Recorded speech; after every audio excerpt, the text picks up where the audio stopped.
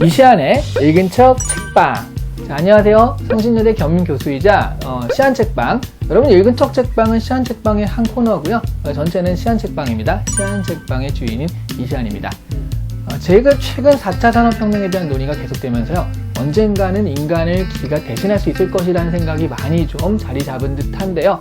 여기 무려 거의 한 100여 년 전쯤에 이런 생각을 해서 그걸 책으로 소설로 발표한 사람이 있습니다. 이름 어렵네요. 올더스 헉슬리라는 사람인데요. 자, 바로 이 책, 멋진 신세계.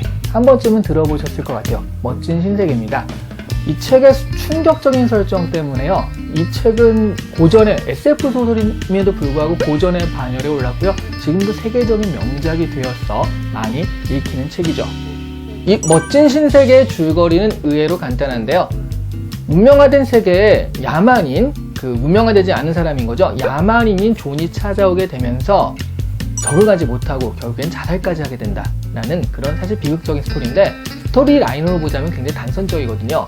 이 소설은 다른 게 아니라 이 줄거리나 이런 것보다는 설정이 문제가 되고 설정이 재미있는 소설인데요. 이 설정이 이른바 토론거리를 많이 몰고 다녀요. 그래서 이제 사실은 무슨 대학교 입시 문제라든가 아니면 취업할 때 회사 입사 문제의 토론 면접, 아니면 전문대학원, 이럴 때 이런 설정들을 가지고서 토론을 한다거나 이런 일들이 좀 많이 일어나는데요. 이 소재들에 대해서 한 번쯤은 정말 생각해 볼 만한 소재가 나옵니다. 이 미래 사회에서는요, 일단 생물학적인 수정과 출산이라는 개념이 없어집니다. 모든 아이들은 공장에서 생산이 되는 건데요. 이 생산이란 말이 맞는 게 처음부터 설계가 돼가지고 거기에 맞춰서 나오거든요. 그게 무슨 얘기냐면, 이 친구들이 이제 계급이 알파, 베타, 델타, 감마, 입실론 이런 식으로 딱 나뉘는데요. 알파 계급이 일단 머리를 쓰고 지배층의 계급이 되는 거고, 입실론은 거기 최하층에서 일하는 사람들이 되는데요. 근데 입실론 계급은 그럼 불행하느냐? 아닙니다. 처음부터 신체 자체가 일단 거기에 맞춰가지고요, 가령 화력발전소에서 일할 친구다 그러면 그 불에 있을 때 가장 좋아하게, 따뜻한 걸 좋아하고 불을 되게 좋아하게 DNA적으로 설정이 돼요. 수조를 청소할 친구다 라고 하면 청소하는 거를 좋아하게, 또 물에 있을 때 굉장히 행복하게, 이렇게 아예 설정이 되고요. 또 수면학습과 조건반사 프로그램을 통해 가지고 어려서부터 나는 내일을 할 때 가장 행복해, 나는 이 계급이니까 가장 행복해, 이런 식으로요, 실제 자신이 처한 현실과 직업을 아주 만족해 할 수 있도록 교육과 훈련을 받는다는 거죠. 그러니까 이런 아이들이 나중에 직업을 얻어서 일을 하게 됐을 때 자기 직업에서 가장 큰 만족감을 보이거든요. 그리고 혹시 계급과 직업에 만족하면서 일하지만 혹시라도 일하다가 찾아올 수 있는 불안감, 우울감이 있을 수는 있거든요. 그런 것들은 또 소마라는 약을 나라에서 지급을 하는데, 이 소마가 지금 보면 일종의 약간 마약 같은 그런 느낌, 그러니까 굉장히 행복함을 느끼게 하는 약이거든요.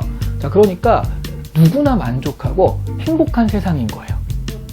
그리고 또 획기적인 변화는 다음 세대를 위한 임신과 출산이라는 의무에서 벗어나게 되니까 부모 같은 것이 될 필요가 없다라는 거죠.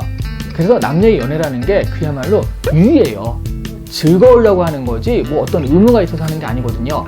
그래서 당연히 한 사람과 만나서 결혼을 하고 가정을 꾸릴 이유가 하나도 없어요. 이 사회에서는요, 누구나 마음에 드는 사람과 잠자리를 할 수가 있습니다. 여러 명과. 이 사람도 저 사람 동시에 만날 수도 있고요. 그런 것에 대해서 서로 질투하지도 않고, 오히려 한 사람이 한 사람만 계속 만나고 있으면 이거 뭐가 이상하다, 뭐가 잘못됐다, 어떻게 저러냐 라고 해서 오히려 의심의 눈초리를 받게 되는 게 이 사회예요. 모자란 사람으로 보는 거죠. 오히려 그렇게 되니까 일단 사랑이란 개념 자체도 없고요, 사랑 때문에 일어나는 애정싸움 이런 것도 없죠. 무엇보다 결혼이 없으니까 한국 드라마의 이제 최고 단골 소재 중에 하나, 고부 갈등 이런 것도 있을 수가 없죠. 결혼도 없고 가족도 없으니까요. 그렇게 생각하면 말하자면 효도라든가 이런 것도 할 필요가 없다라는 얘기니까 의무라는 건 하나도 없고요, 자기가 즐길 권리들만 있는 그런 세상입니다. 생각해보세요. 멋진 신세계 아닙니까? 그렇죠? 병도 없고 노화도 없고 갈등도 없고 결혼 때문에 생긴 어떤 의무감, 육아에 대한 힘듦 이런 것도 없고요, 만족과 유의만 있는 세상, 불행의 여지가 하나도 없거든요.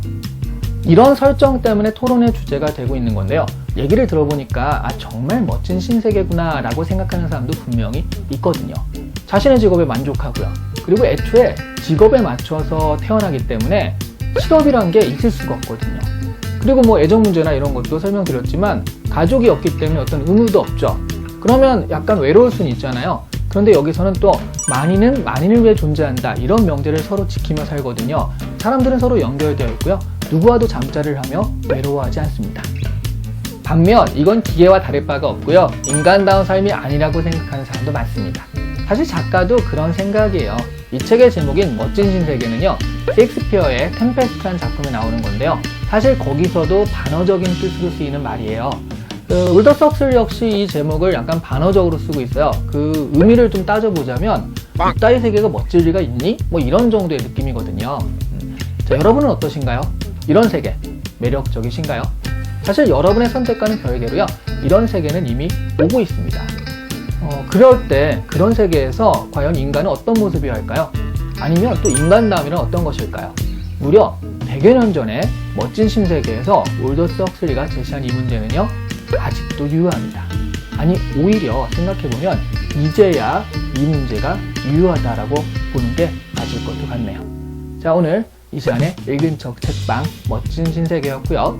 여전히 구독 부탁드립니다. 감사합니다.